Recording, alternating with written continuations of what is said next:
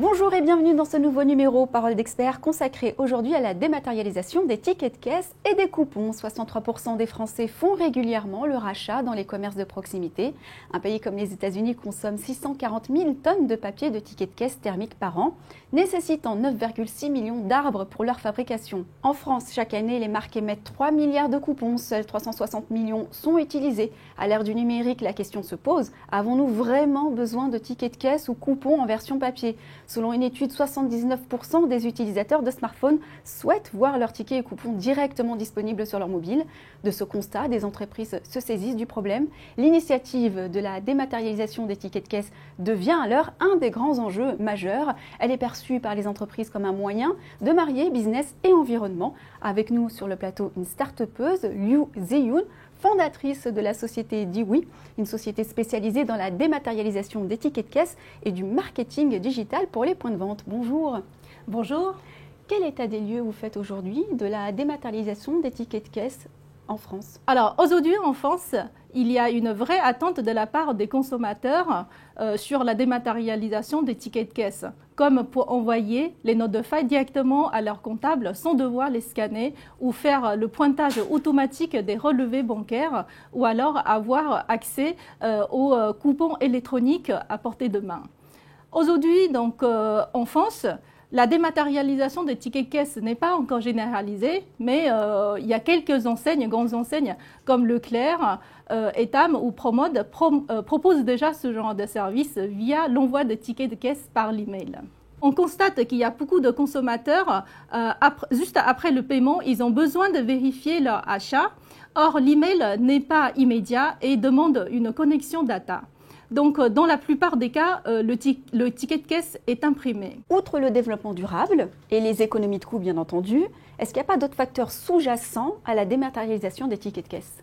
Aujourd'hui, sur le net, les e-commerçants, avec les techniques de tracking, ils peuvent capter les clients anonymes. Mais dans un magasin physique, le client, il fait ses courses, il prend le ticket de caisse papier. S'il n'a pas de carte de fidélité, il s'en va. Le magasin physique n'a aucun moyen de garder un contact avec lui. Alors, comment construire pour ces magasins physiques une connaissance des clients non identifiés et garder effectivement un lien avec ces clients? La dématérialisation des tickets caisse est une première étape. Elle offre effectivement une opportunité de garder un contact avec ses clients anonymes. Alors, vous connaissez bien le sujet, vous êtes la fondatrice de Diwi, un dispositif permettant la dématérialisation des tickets de caisse. Est-ce qu'on peut en savoir plus? Diwi permet de transformer les caisses enregistreuses en caisses connectées de façon qu'elles puissent communiquer, donc interagir avec les clients via des technologies sans contact. Notre solution comprend donc une box qui s'intercale entre la caisse et l'imprimante de façon complètement transparente. Donc il n'y a aucune modification sur le système existant. Notre solution comprend aussi une application mobile pour les consommateurs et une suite logicielle pour les commerçants afin qu'ils puissent faire de l'animation magasin. Concrètement, comment ça fonctionne justement pour le consommateur? Pour le consommateur, alors je fais mes courses dans un magasin équipé de Diwi Box. Je paye normalement, je passe mon smartphone devant la Diwi Box. Le ticket de caisse est donc ensuite transféré dans le cloud pour le stockage. Je peux ensuite le retrouver très facilement par magasin, par type, par exemple note de frais ou garantie. Ça ressemble beaucoup au ticket de caisse intelligent, c'est comme ça qu'on l'appelle, je crois. Qu'est-ce qu'un ticket de caisse intelligent?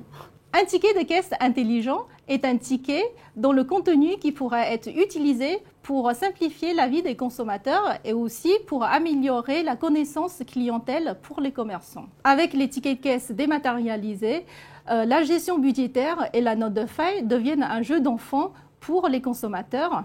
Et un ticket de caisse intelligent permet aussi de construire un profil de consommation sans avoir recours aux données personnelles.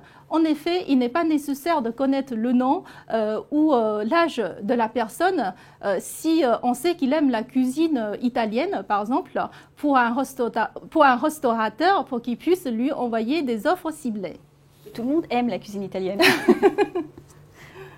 Alors finalement, c'est une version très data du ticket de caisse. Est-ce qu'on est en mesure aujourd'hui de renseigner le client sur son taux de conversion? Alors, nous sommes encore une société très jeune. Nous n'avons pas encore assez de recul sur le taux de conversion, Mais si on prend l'analogie avec Criteo, qui est une société française devenue le leader mondial dans le retargeting sur le net.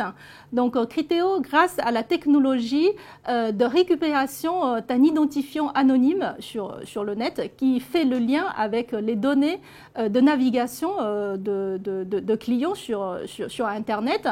Donc il propose l'envoi des emails personnalisés. Donc Criteo annonce effectivement le taux d'ouverture d'email passé de 7,3% à 31%.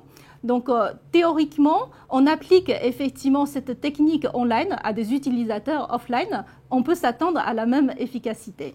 Votre business model repose sur la recommandation d'offres promotionnelles. Est-ce que vous n'avez pas l'impression de contribuer à la surenchère publicitaire auquel ont déjà droit les consommateurs ? Alors, effectivement, aujourd'hui, les marketing par email ou par SMS peuvent être considérés comme intrusifs par les consommateurs, car donc, le contenu est mélangé avec d'autres contenus professionnels ou personnels. Mais notre application est dédiée au shopping. Si un consommateur ouvre notre application, il s'attend à voir du contenu lié au shopping. Donc, on donne la liberté au consommateur de choisir de l'utiliser ou non. Et enfin, il faut trouver le juste milieu entre le volume et la pertinence des messages de marketing. Donc, aujourd'hui, moins de campagnes de marketing de masse, plus de marketing, de messages pertinents et le respect des données personnelles constituent les 3 clés d'une campagne de marketing réussie. Alors tout l'enjeu pour le commerçant, c'est de collecter, stocker, utiliser cette donnée, de préférence au jour le jour. Ça demande donc des dispositifs qui sont importants mais aussi coûteux. Est-ce qu'on n'est pas en train de nous vendre une image, une vision idéalisée de la dématérialisation ? Il est vrai que tous les commerces n'ont pas les mêmes moyens face à la digitalisation, d'où l'intérêt des sociétés comme nous, Diwi, qui proposent un écosystème technique universel, accessible par tous les commerçants, quelle que soit leur taille, donc pouvoir bénéficier des avantages du numérique. Tout est proposé dans le cloud. Seule la box doit être installée chez les commerçants de manière plug and play. Aucun changement n'est nécessaire sur le système existant. Donc notre objectif effectivement de Diwi est d'effacer donc la frontière entre le monde online et le monde offline pour tous les commerçants, quels que soient leurs moyens. Merci infiniment pour votre expertise. Merci à vous de nous avoir suivis. On se retrouve bientôt pour un prochain numéro de Parole d'Expert.